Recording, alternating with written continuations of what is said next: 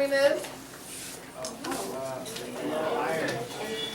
Well, not just low iron, but overall, yeah, you would have, because of fewer blood cells, you would have low iron, and thus you would have a lower oxygen transport capability.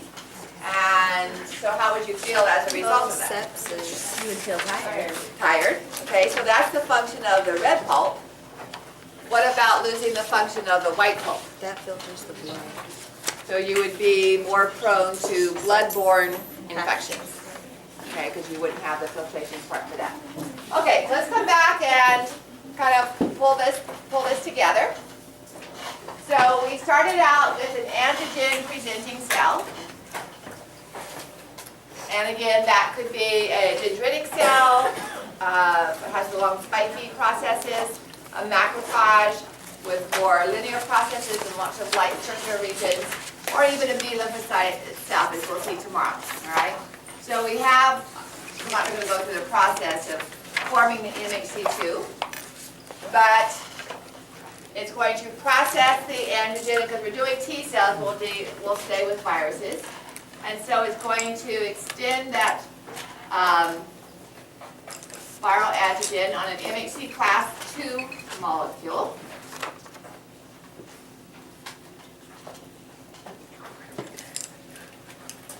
I think I used a green color for this.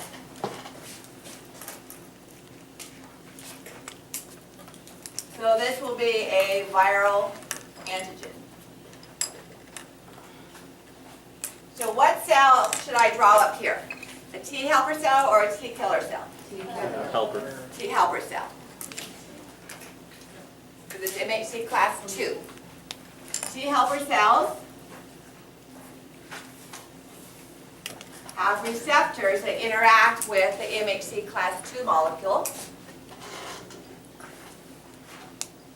and are stabilized by what additional? CD4. CD4. All right. When this happens, is it the APC or the T helper cell that releases interleukin what? APC. The APC. So this is going to release interleukin 1.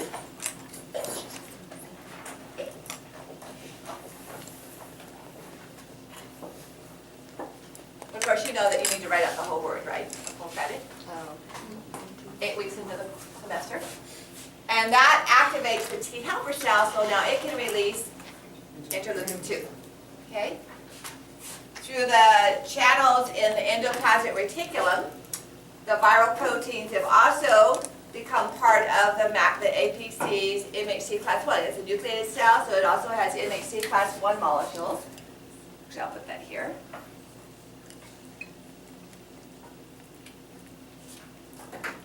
So that same viral antigen is being positioned with an MHC class 1.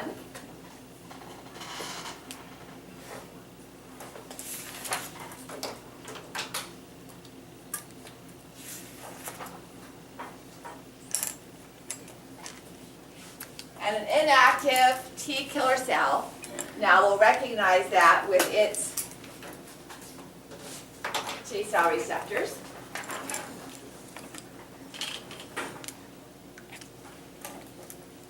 So again, these are the TCRs.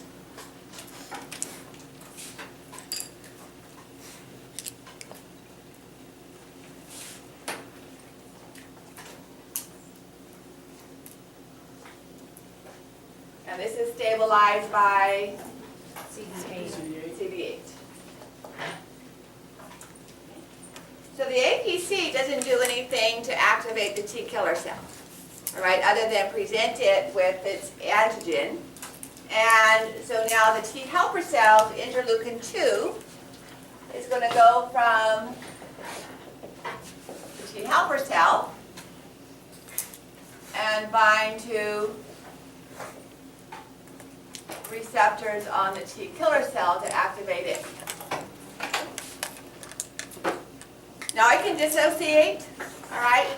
I'm going to leave it where it is just because of saving room, so it doesn't have to still be attached to the APC for the next step to happen. Okay, it can be separated from it and on the other end of the lymph node or whatever. So now we have additional T cell receptors all around this now active T killer cell. And so another cell comes along, and this one is virus infected. So it is a body cell that's been infected by this virus that was ingested by the macrophage or dendritic cell. And so it is going to present the virus on its cell surface. Is it going to use an MHC1 or an MHC2? One. I don't know. Is it an APC cell? No. So it's going to use one. Because it was infected and the virus took over the cell and it started making the viral proteins.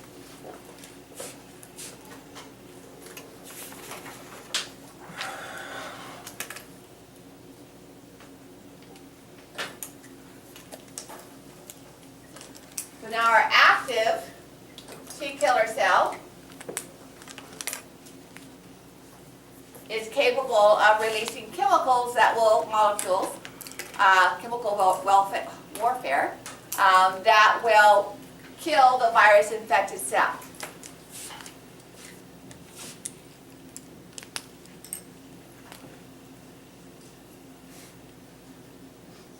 And that's the purpose. Okay. So that works with some other molecules to target, poke holes in the cell and cause it to rupture. So, just a second, hold on. So on the extra credit for the exam on Tuesday, you need to be able to identify the cells and the molecules. I'll get you started so you know which one is, in fact, I'll give you one cell, all right? But you need to be able to identify what's the which ones are MHC1s, which ones are MHC2s, the CD4, the CD8s, the TCRs, interleukin 1 and 2, interferon, and so on. Okay? So that's at least 6 points. Maybe 7. So you know we'll be on the test. You said that MHC1 presents the endogenous Uh-huh. peptides, and then MHC2 is The exogenous. So the MHC2 molecule up here, remember I went back to the TAP protein? The MHC2 molecule up here has its viral antigen because of phagocytosis. Okay? And then But some of those molecules can enter into the ribosomal ER via these channels that I kind of slid by. Here. These TAP channels. APC is phagocytosis. So, viral protein that's gotten into the macrophage either through phagocytosis but made its way across the membrane, or from the proteases that are broken down that we're going to go in the MHC2, can also get onto the MHC1 in the antigen-presenting cells by going through these ER channels. And these are specific to the ER.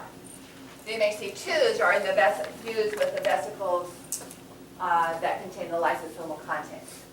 So MHC2s come to the lysosomal content to engage their antigens. MHC1s are taking proteins that are already in the endoplasmic reticulum because they were synthesized by that cell or sneak in through these channels.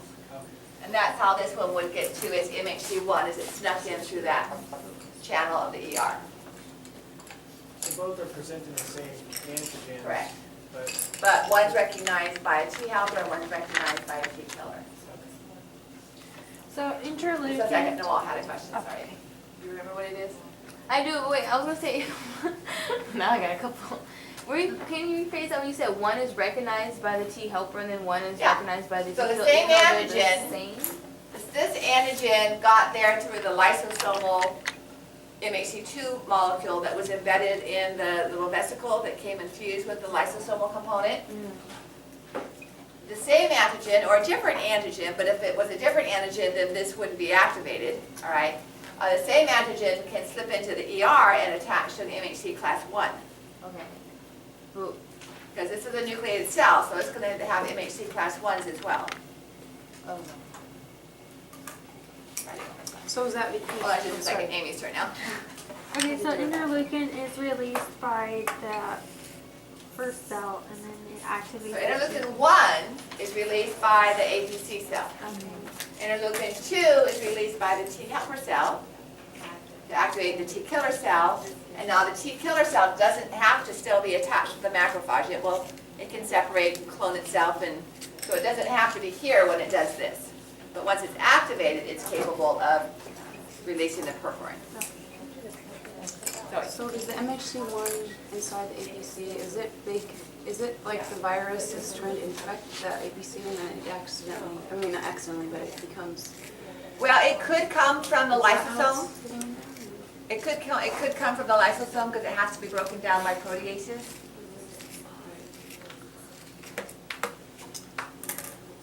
so the T helper cell is just there for the activation of the T killer, so it doesn't Right. actually do anything to the antigen? No, the T helper cells we see tomorrow also will activate, in this case, the B lymphocyte is the APC cell. It will phagocytose. So tomorrow when we look at this, did you ask for it? If this is a B lymphocyte, it will phagocytose the virus, if you will, or a bacterium, present it on the MHC2 to the T helper cell, and the T helper cell will activate the B lymphocyte. Or leave it and go on to activate other lymphocytes that have the same So when receptor. it's phagocytosing, it's not activated? When the B lymphocyte phagocytoses? It's just a general phagocytosis. Okay. All right, so I'll leave that up on the board. Yeah. And check back with you guys at 10 Yeah. for the quiz. See how that works? No? I can't check with you at 10? All right, I'll leave you out.